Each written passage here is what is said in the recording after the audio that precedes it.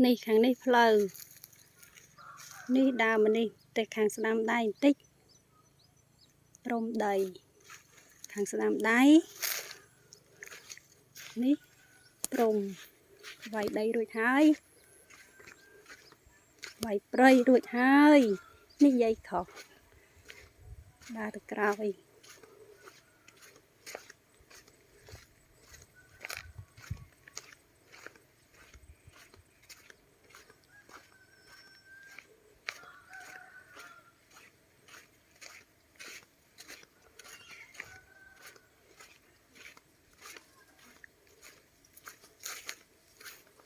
នោះព្រំ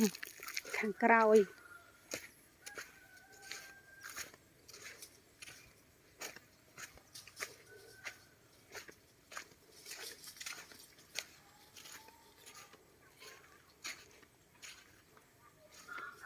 បាត់មកខាងនេះ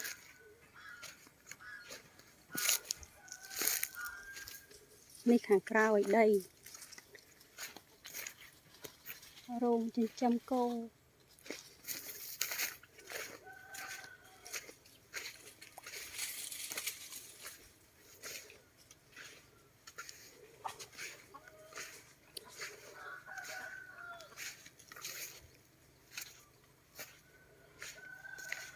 មានដើមឈើមួយដើមដុះដំបូកទៀតហើយ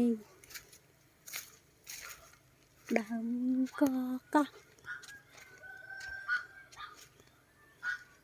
នេះព្រំខាងក្រោយ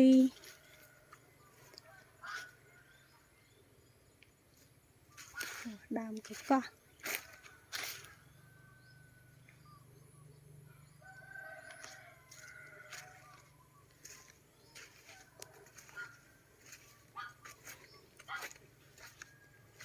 នេះព្រំមួយចំហៀងទៀតខាងនេះខ្លីជាងខាងនោះដើមផ្លែតដល់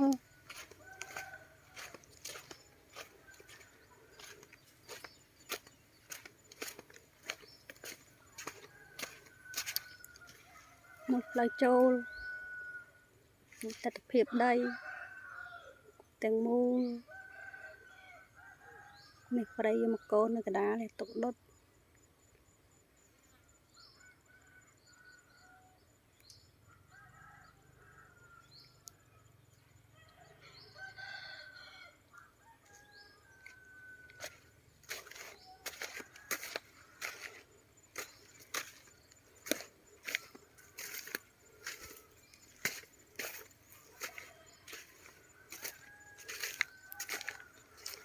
ម្ចាស់ដីថាមានដំបូក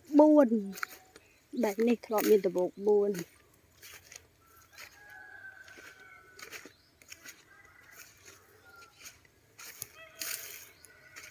នេះក៏ថាចិត្តនេះ2ដឹងកន្លែងណាចិត្តនេះ